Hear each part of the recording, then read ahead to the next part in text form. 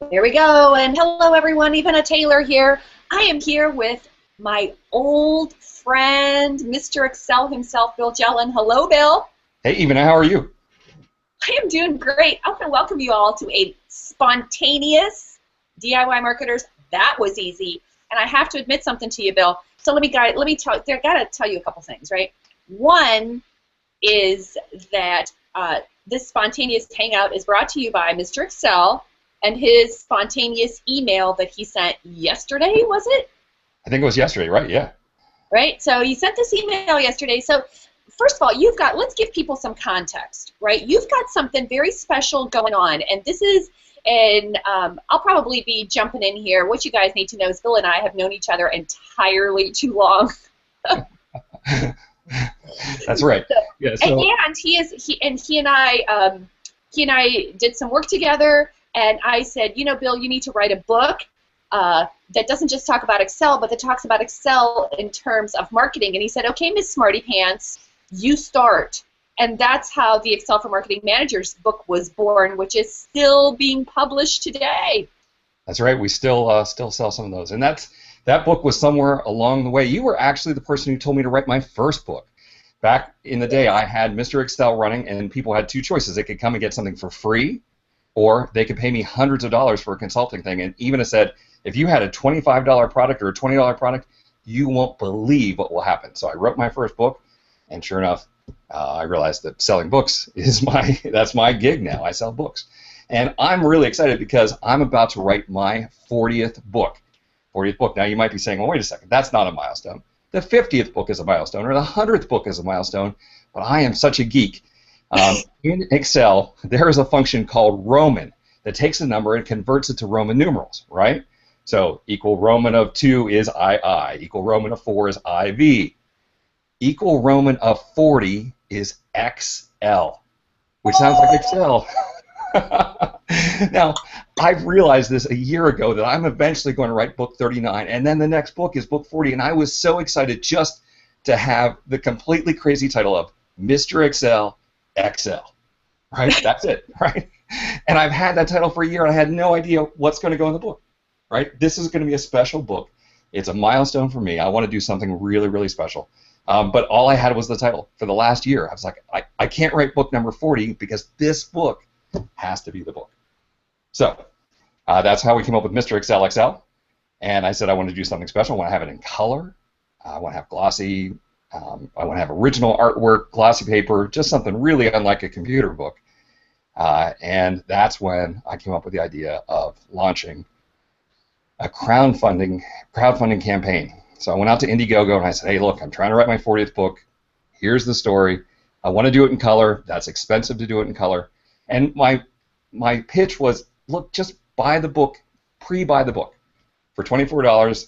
You buy the book now. I'll send it to you when it's done. I'm going to autograph it, and I'm going to put your name in the book. All right, so everyone who pre-buys the book will buy the book. And I was hoping to raise $2,000, which would pay for all the color plates for the press. Within 17 hours of going live, we hit that target. Right, that was just amazing. And I was on the front page of Indiegogo as the project with the most go-go factor. That's crazy. So that just goes to show everybody that there is no such thing as a ridiculous idea. And I think the way you structured that presentation was really something. So, okay, so I got to ask you this. See, okay, people, I feel like Oprah. I did not know that he hit his goal. I knew he was doing well, but I didn't know that you hit your goal. So my question is, why did you want to do this Twitter campaign then? Like, what prompted that? Okay, so the original goal was $2,000 to do the color printing plates. But what I'd really like to do, what I really want is I want on every two-page spread to have some original art on those pages. So 40 tips, that's 40 pieces of artwork that I would have to commission. And I found people, there's people that I've watched on Twitter.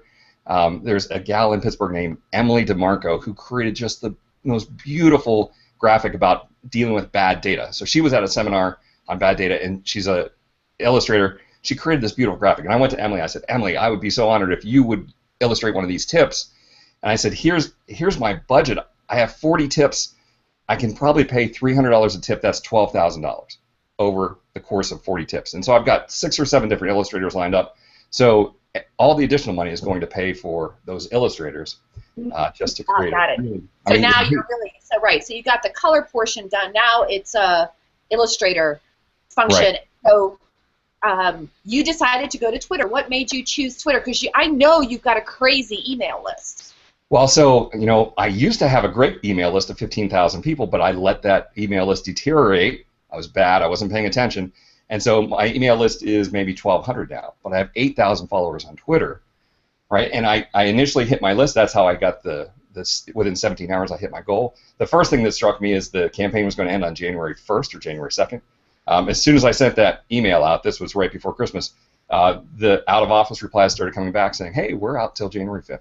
Right? Everyone was gone for 2 weeks. So here I'm running this big campaign, really important book for me, and I don't plan anything in advance, right? It was all just seat of the pants, and a lot of my people aren't there, right? So I was like, oh no. Luckily, Indiegogo lets you extend, so I'm going for another week, and the contributions just kept coming in, and it's really addictive. It's given me a chance to reconnect with my folks, folks that I probably have been not connecting with as well as I should have been connecting with. Sure, I still do a podcast every day and still send out 3 tweets a day, but just really haven't been having the conversation that I used to get to have with them. And so I was looking at this big list on Twitter. There's 8,000 people that are following me. And how can I leverage that list? How can I reach out and first, let people know that the book is coming, because I'm still trying to sell more copies of the book, but second, get ideas from those people. The beautiful thing about this is not just the crowdfunding of the money, but the crowdfunding of the collaboration, getting other people to vote. And let's just take a step back here. It's all, if you watch VH1 or MTV, they have those stupid shows where it's the 40 greatest sitcoms of all time, right? And you sit there and watch the thing, and it's just ridiculous. It's like, well, who decided on these, right? And so I'm doing the same thing, the 40 greatest Excel tips of all time. Who decided on this? There's going to be bar brawls that are going to break out over what gets in.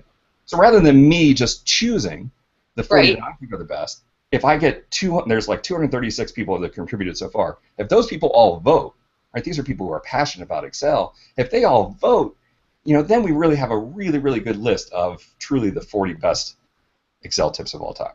All right, so that the money is cool, but being able to collaborate. I'm really proud of that because we have the book awards running right now, right? So if you've actually written a book in 2014, you really should nominate it.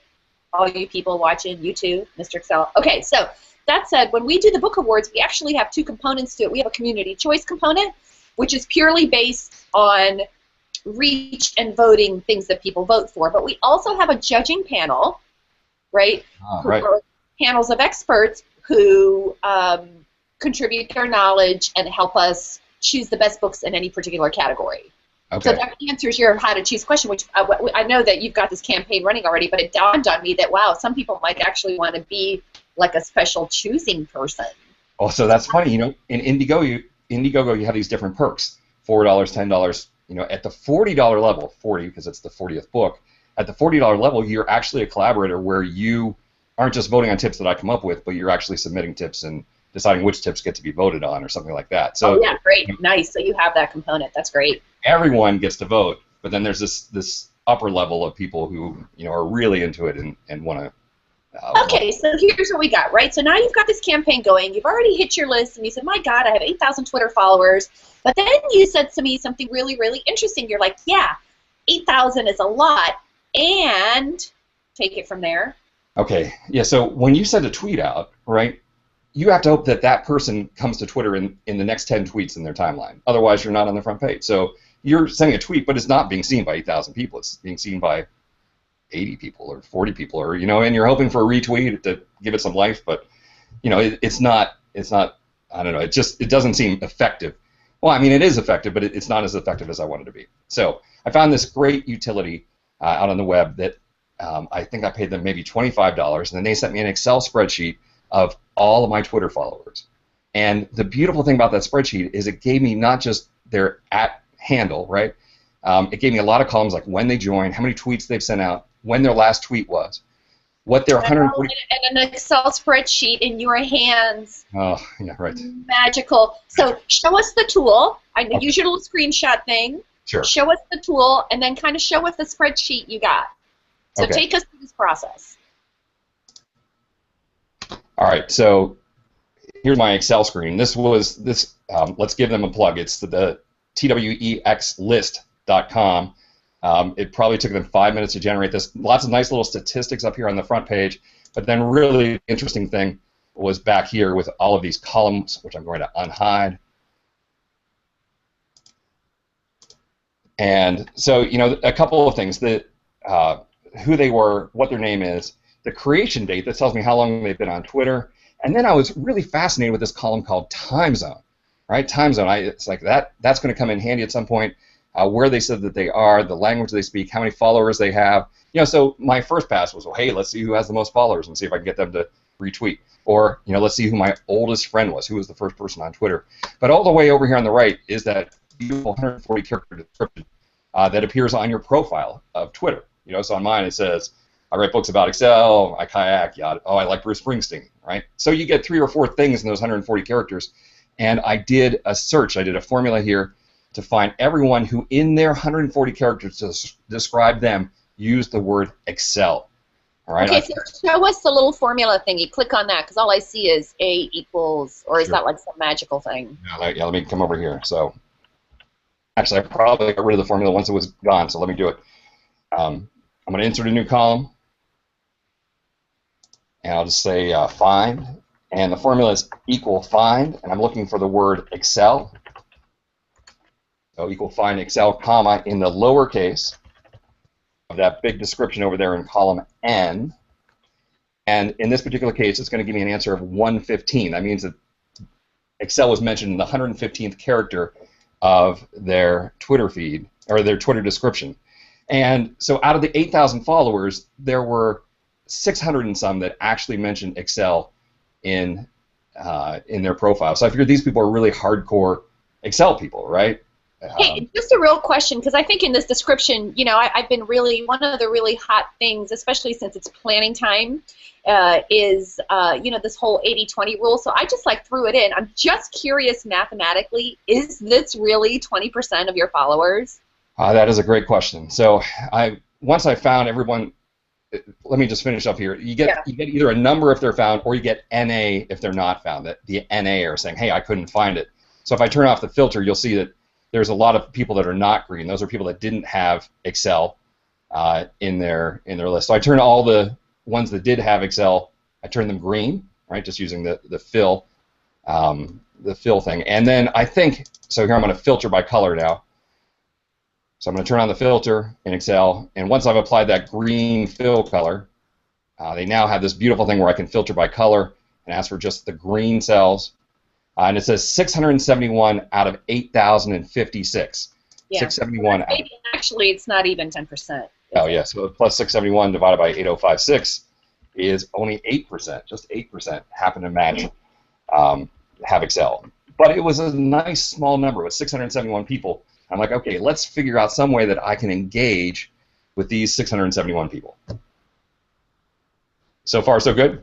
So far, so yeah. So I think what's really clear, let's just kind of recap, right? So you wanted to find your email list. You know, you've already played with that. You have here you look at yourself and you go, wow, I've got lots of Twitter followers. Now it's like, let's find the right Twitter followers. And the way you chose to do that was just saying, well, let's see if they mention Excel, right? The logic being that if they mention Excel, that, you know, they are some kind of a fan, right? They're like, right. That, if it made it to the bio, it must be important. Right. I mean, in theory, all 8,000 people are probably some sort of a fan, or, you know, a few family or friends, or, you know, there were a couple of days where I was tweeting about Bruce Springsteen, a couple of days where I was covering a rocket launch. So I have some people that aren't Excel people at all in that group. And in theory, all 8,000 would be interesting to market to, but just it would be tough to hit all 8,000 people, right? Especially, sure, you know, 671 is a manageable number. Got it. All right. And so then what was so then what happened? So now you got your 671, right? You could just stop right there and start tweeting aimlessly to them. Aimlessly, right. Okay, so this idea came to me on January 1st. It's the holiday. Nothing is coming in. Indiegogo is so cool. Every time you get an Indiegogo campaign, your donation, your phone dings. right? That first day, my phone was dinging 4 times an hour. It was so cool. And I'm sitting here on January 1st. It's the holiday. I was very lonely. And actually, my wife has headed south to see her family. So I'm just sitting here all day saying, well, what can I do? And I realized towards the end of the day, hey, wait a second. Soon, it's going to be Friday morning in Australia, right? There's people that are coming into work. And let's catch these people right when they show up at work. They just got back from the holiday. Half the people aren't there today. Let's catch them at 8:05 their time. So I came over to this great column that I was surprised I was going to get. I don't even know when I told Twitter what my time zone was. I didn't. Look at that. Is that ding again? What's that? I just heard a ding. That was a contribution that just came in. It's so cool. And then you swipe and you can thank them right away. Indiegogo is amazing, by the way, if anyone wants to crowdfund. I originally started with Kickstarter, and it was so hard to get authorized. After 2 days of fighting with Kickstarter, it was 11:30 at night. I started with Indiegogo, and by 1 a.m. I was ready to roll with them. They're so much easier than Kickstarter. So anyway, I came over to this time zone column over here in column D, and I don't remember telling Twitter what my time zone is, but a lot of people have. I'm sure I did somewhere along the way. And so I took that column, that whole column. I'm going to copy that column. And I'm going to go to another worksheet. I'm going to paste Control-V. And there's a great feature in Excel called Remove Duplicates. So I remove the duplicates, and I'm left with about 80 time zones around the world. And so, yeah, 76 unique values remain. And some of it is just people kind of misspelling their time zone. Well, yeah, right. Right. We covered that in the book, didn't we? Yeah, right. So I actually had a count of how many, and I'll come back here to show you what I actually worked from. So here's all the time zones reported on Twitter. I actually built a little formula here in Excel that said current time in Newfoundland. And I would copy that, Control-C from Excel, and go to Google and paste, and the Google result would tell me what their time zone was, GMT, where they were compared to London. So they're 4 hours behind London, 5 hours behind London. So that was a 30-minute process to go through and figure out where all these time zones actually are, and then some Excel formulas here to figure out what time it is right now in that country. Okay, so even right now we're coming up on 9 o'clock Eastern time zone, which means that the central U.S. is about to hit their 8:05. So I'm going to refresh this. I'm going to press F9 to refresh. And if I scroll right here, so Central Time Zone, I have 544 Twitter followers that are about to come up on 8:05. All right, so I would go back to my original data here and filter to just those my data here, and filter to just those time zones. And then I would also filter to just the green people over here. So, at any particular time, I might have anywhere from 30 to 100 that I wanted to target that hour. And early on in the process, I had mentioned Indiegogo in a tweet, and someone really nice wrote back to me and said, hey, we want to give you a tip. When you start a tweet with @Indiegogo, no one's going to see that tweet. Right. That tweet's only going to go to Indiegogo and you and people that happen to be friends of both of you. Start it with a period. Right? I never knew that. Yes. Okay. Right. So they said start it with a period, which I thought was a great little tip from this person, random person. Thank you for helping me out. But then I realized the flip side: if I start a tweet with an @, no one's going to see that tweet except for me and the person I'm tweeting to. All right. So if I would send 100 tweets within 5 minutes, it's not going to annoy my Twitter followers because they're not going to see it. Right. Correct. Only people that I'm tweeting to. So over here to the right-hand side in Excel, I built this nice little concatenation formula where I concatenated. Can you enlighten those of us who are not Excel gurus what concatenation is? Concatenation. So this formula says, hey, we're going to take whatever's in cell A31.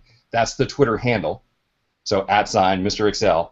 And then the ampersand is a concatenation character, and I'm going to join that with a space in quotes, and then some other text that I had in cell R31, which says, what Excel tip would you include the all-time greatest Excel tips? And then finally the link to the Indiegogo project. All right. Gotcha. So a couple of things going on here. One, these people might not have heard about the book, and I want them to know about the book. But then two, let's see what tip they think is the greatest tip of all time. Got it. Okay. So I would have some list, maybe of 30 tweets that I wanted to send out in the next, at 8:05. So you can imagine here in Excel I would do Control-C to copy, and then I switched over not to Twitter but to a great product called Hootsuite, and Hootsuite will let you send a tweet in 2 clicks pretty much. I could click Control-V to paste and then send, and then flip back to Excel. So it's Control-Tab to flip back to Excel, click the next one, Control-C to copy. So what you're in essence doing is you are hacking the scheduling function, right? Because I know that Twitter has a bulk upload thing that you can do, and quite frankly, or Hootsuite, I'm sorry. Hootsuite has a bulk upload thing, and quite frankly, it's no easier, nor is it more difficult than what you explained here. Right. It's just that what you've done here is you're actually choosing the time zone and cutting and pasting and sending them one by one, because that is a peeve of mine. As much as I love Hootsuite, I use it, I think scheduling is a little clumsy. And the other problem with scheduling is you're only allowed to send 1 tweet at a time, and the tweet has to end in 0 minutes or 5 minutes. So that's only 12 tweets an hour that you can send via Hootsuite. And in the Eastern time zone, I had to hit 105 people that were showing up to work at 8:05. Right, so there was no way, because I thought of that scheduling thing. I said, oh, this would be great. I even wanted to direct message via Hootsuite, but you can't include a link in your direct message. So here I'm now stuck with this. So copy from here, Control-Tab over to Hootsuite, paste, click send, and then jump back to Excel, get down to the next one, Control-C, and you get into a rhythm. You can do probably 5 or 6 or 7 a minute, and so even in the time zone where I had 100 to send, 10 or 15 minutes, they were all sent out. So at this point, it'd probably be interesting to switch over to Hootsuite, because after then sending 100 tweets, I would be able to watch in Hootsuite to see the responses that I got from the last hour. Right. So switch us over. Let's take a look. Yeah. Okay. So.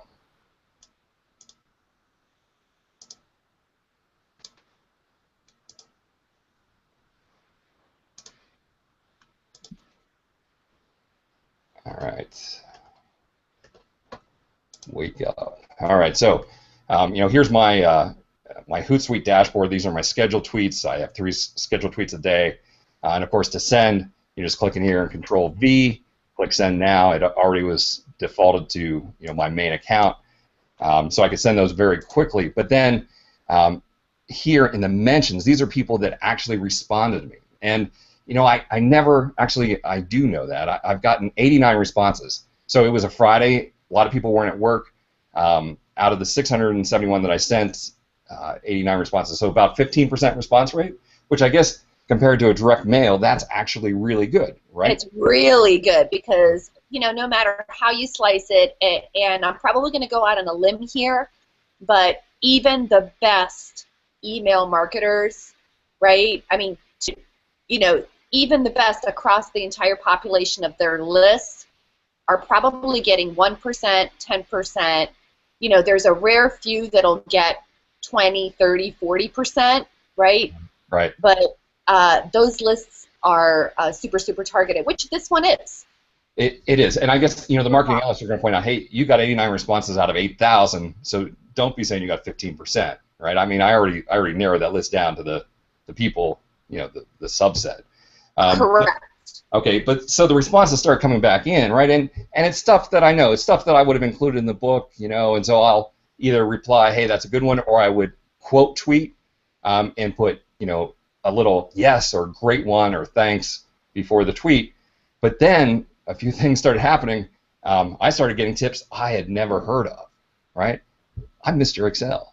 I've written 39 books about Excel. I've written 5-pound books about Excel with 1,200 pages. And more than once, someone like this guy's name is Neil, although his handle is Data Monkey, gave me this trick with Shift F8 lock selection, right? And I had to switch over to Excel to see what the heck he was talking about, and I actually wrote back to him, holy smokes, allows you to not hold down the control key, and so then we got into this nice little conversation. Don't tell me you've been using the mouse. I'm like, yeah, I've been using the control key and the mouse. I feel like I should turn myself into the data police. But then, sure, they'll let you off for good behavior. Your forums have saved many a VBA headache over the years, right? So this great little interaction with Neil, and now I have a new trick in my arsenal, right? I took every single trick that I got. I took who they were and what their trick was. Even a I feel so guilty about this. First, I'm asking my friends to pay for the printing of the book, but now here, over the course of this 17-hour period on Thursday and Friday, I collected 89 tips about Excel. Right, so here I'm writing a book with 40 tips, right? And I've well, it sounds like a nice little add-on, and for X amount of dollars, you can get the rest of these most awesome tips. Yeah, right. But I mean, so right? when we start to vote, I now have this beautiful collection of tips. I already had my 40 tips that I wanted to be in the book. So now the collaborators, the people who are in at that $40 level, they'll be able to come along and help me to narrow that down. And then for everyone who contributed, a great, my plan with the voting is to say, here's the tip. A, did you know about this tip? B, would you use this tip? And C, is it worthy? Where would you rank it in all-time greatest tips? And so, I suspect the book's just going to come together and be something really cool. I have a tool for you that I think you might like to do this. All right. Super engaging. It's called Idea Scale. Idea Scale. Okay. Idea Scale is awesome because what you can do is you can input the tips you have and have people vote them up or vote them down. So it is another crowdsourcing kind of a platform. That's beautiful. Right? And the other thing it'll do, it allows people to join the community and contribute tips. And then you can interact with them like right there. It's awesome. But that's another conversation, right? Yeah, no, that's a great idea because I really had no idea how I was maybe a SurveyMonkey, maybe I don't know. I didn't know what the next step was going to be. I'm not a SurveyMonkey fan. I am a Question Pro Idea Scale fan. I want to say it's the best kept secret out there, but definitely want to check out Idea Scale. It's just a wonderful way to engage a community, to collect feedback. A lot of companies use it to create new products and improve their product line because people say, well, I really like this, I wish you had that. It's a lot of fun, right? So, okay, so here's what we've done, right? So you got tips, so let's talk about this, right? So we started with the 8,000 people on Twitter. We found 670 some that were engaged with Excel. You engaged with them, and I guess you're still in this process? Well, actually, so that 17-hour string is done. But then, all right, if sometimes you'll wander to Twitter and you'll look at your mentions. It'll be like someone 4 days ago asked me something, right? And I just missed it. So I expect as people get back to work today, I'm going to start seeing a few more replies show up, right? So I don't know, will I double from the 80 to 160? And, that was the other thing you mentioned in your email. So does that also mean that even through this Twitter campaign, you also got traffic and contributions to the campaign? Potentially, yeah, right, certainly. And then, to follow up, so every day I'm supposed to do a MrExcel podcast, although I've been errant over the holidays. So my podcast today was to take that idea from Neil, Data Monkey, and talk about that idea. Look at this amazing thing that I just learned on Friday. But of course, before I showed that tip, I took the opportunity to talk about the book, why it's my 40th book, and Roman and again, invite people to collaborate. So, there's about 2,000 people that watch the podcast. So again, that's another chance for those people who were out during the holidays and missed my initial announcement about it. For me too, I'm sure it was not really subtle. I want to say subtly tell them about the book. It wasn't subtle at all. I spent the first 2 minutes yammering about the book. Well, you know what, Bill? You're not going to believe this, but our spontaneous hangout has an audience. So I'm just going to throw it out real quick, you guys. Do you have questions about this? If you're watching, ask your question in the comment box in the event. If you've got a question for Bill, are you writing a book? Let's talk a little bit. I think one of the things that came up for me when you first mentioned this was the fact that and don't even ask me what they are. I would have to go and look this up, but I know that there are tools out there that will tell you whether Sprout Social might be one. There are some other tools out there that will tell you who is tweeting when. But I get the impression that what you're talking about is ever so slightly different. Why? I think it occurred to me, and maybe somebody else has this question too, like, well, this seems like a lot of work. right? And programming in Excel, I gotta admit, for those of us who aren't tech savvy, right? It's a little Right. Sure. why is this better than using some of these other tools? And I know this is not fair because I'm not talking about the specific tools, and I'm sure you don't even know what they are. So Yeah, I probably don't know what the tools are. I mean, I was just sitting here on New Year's Day saying, well, what can I do to start to build some traffic? And I have that data in Excel with the time zones, and it all led from there. The Sending 671 individual tweets was not bad with Hootsuite. Copy and paste, flip back and forth. right. Keyboard shortcuts. I never touched the mouse, except for to click post. I guess was the only time I had to touch the mouse. Which Right. is one of those Excel tricks. If you can figure out keyboard shortcuts to do things, you're much faster than people that use the mouse. Yeah, I don't know that if I find out there's some tool that would have hit all 8,000 of these people, in 2 minutes instead of 17 hours. There is, there's something called Tweeriod, Tweeriod, Tweeriod.com, and it tells you start tweeting when others listen. It will tell you when the best time to tweet is, and I suspect they go. I've seen these things from time to time. If you look at Twitter Analytics or something like that, it will tell you when all it tells you is when your followers are engaging. Oh, that's though, right? Are they really engaging, or are the tweets just being scheduled at that time? Right? Yeah, You're going on the assumption that they're walking into work or they're sitting down to look at their stream.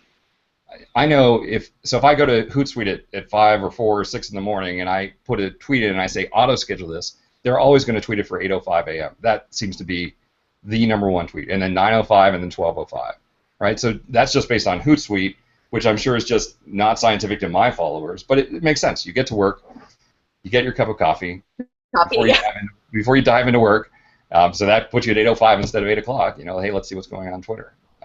So for me, 8:05 is always my best tweet of the day. The most important tweet goes out at 8:05. Although, what I learned about this is, hey, there's a whole bunch of people in London, there's a whole bunch of people in Sydney, Australia, that I am completely ignoring with my 8:05 a.m. tweet because they are not there. So as I uploaded my new batch of tweets for January, I made sure to include a 3:05 a.m. tweet to catch the people in London as they're showing up. And we'll see if that gets me more followers from the UK. So everyone's just really got to stay tuned. So I think that, let me put you on the spot and ask you, so what is the big lesson, big aha moment that you got from this experience? Just being able to re-engage with the list, right? I hadn't sent an email in years, so a lot of those people just weren't there. And this really gets, so 236 people contributed, 237. That's a small start, but those are people who are going to be really engaged in this book project, right? And we're going to work together. They're going to see how the book is built from the ground up. By the time this book comes out in September, so September 1st is when the book comes out, I'm going to have 236 people who are very actively involved and hopefully will, well, first their name's in the book, right? So they're going to get a copy of the book, but, they're going to show it to their mom, and their mom's going to buy a copy of the book. So right. Of course, and all their friends are going to buy a copy of the book. Right.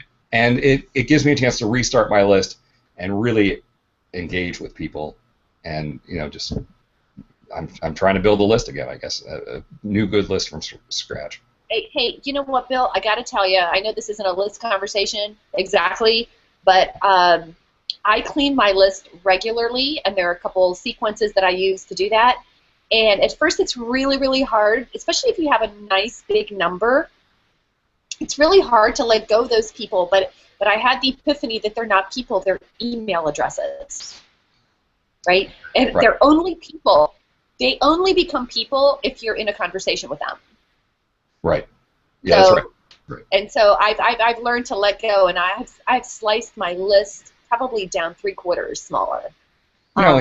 And as a recipient, right? I mean, that you get to that email inbox in the morning, you're just like, oh, I can't believe this, right? And you go to the Google Promotions tab, right? And I scan through the 20 or 30 promotions and pick out the 1 or 2 people that I have a relationship with and keep those and delete all the others. So the whole goal is to be the person that doesn't get deleted from the Google Promotions tab. You know, that's exactly. That's the goal. So, okay, everybody. So I don't see any questions, but feel free to ask them. Bill's going to answer them. Put them in the put your questions in the question box.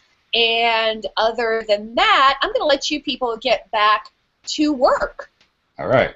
That's awesome. All right. And keep us posted on how it's going, Mr. Excel. Great. Thanks, Ina. This was and great. That's another edition of That Was Easy. It really was easy. See? You can do it. Thanks a lot, everyone.